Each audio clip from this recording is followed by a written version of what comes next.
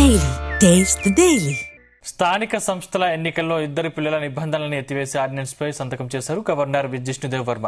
దీనిపై ఇవాళ gazette publish చేయనుంది న్యాయశాఖ.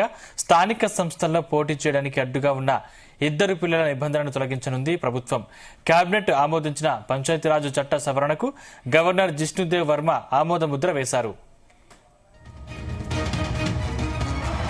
ఇదే అంశానికి సంబంధించిన మరిన్ని పూర్తి డీటెయిల్స్ మా ప్రతినిధి వంశీ అందిస్తారు. వంశీ, స్థానిక సంస్థల ఎన్నికల్లో పోటీ చేయదలుచుకున్నటువంటి వారికి గుడ్ న్యూస్ చెప్పడం జరిగింది. మొన్నటి దాకా ఏదైతే ఇద్దరి కన్నా ఎక్కువ మంది పిల్లలు ఉంటే వారు అనర్హులుగా ఉన్నటువంటి చట్టానికి సంబంధించి గత నెలలో ప్రభుత్వం అటు ఏదైతే ఆర్డినెన్స్ తీసుకురావడం జరిగింది.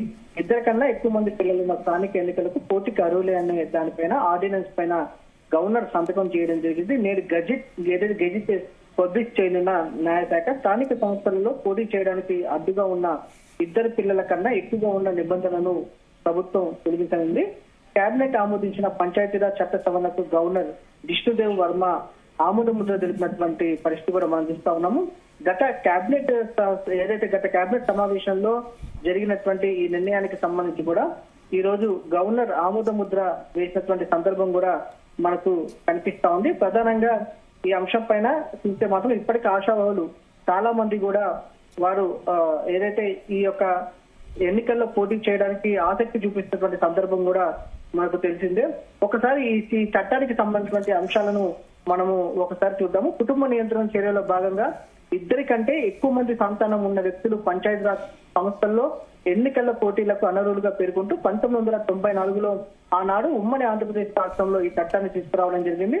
1995 మే 31 తేదీ నుంచి ఈ చట్టం అమల్లోకి వచ్చినటువంటి పరిస్థితి మనం చూడొచ్చు. అప్పటి నుంచి కూడా ముగ్గురు పిల్లలు ఉన్న వారికి స్థానిక ఎన్నికల్లో పోటీకి అవకాశం లేదని చట్టం స్పష్టం చేసింది. తెలంగాణలో ఇది ఇప్పటి వరకు కూడా అమల్లో ఉన్నటువంటి పరిస్థితులు మనం చూస్తా ఉన్నాం. స్థానిక సంస్థల ఎన్నికల్లో నేపథ్యంలో నిబంధనల ప్రకారం ఎవరు అర్హులు అంటే సాధారణంగా ఈ యొక్క చట్టానికి సంబంధించి కూడా 1995 నాటికి ముగ్గురు సంతానం ఉన్నవారు అప్పుడు పోటీకి చేసినటువంటి వారు ఉన్నటువంటి సందర్భం కూడా మనం చూస్తాము. 1995 తర్వాత ఈ చట్టం అమల్లోకి వచ్చిన తర్వాత ఇద్దరు పిల్లలు ఉన్న లోపు వారికి మాత్రమే ఈ ఎన్నికల్లో అవకాశం కల్పించినటువంటి పరిస్థితి కూడా మనకు కనిపిస్తా ఉంది.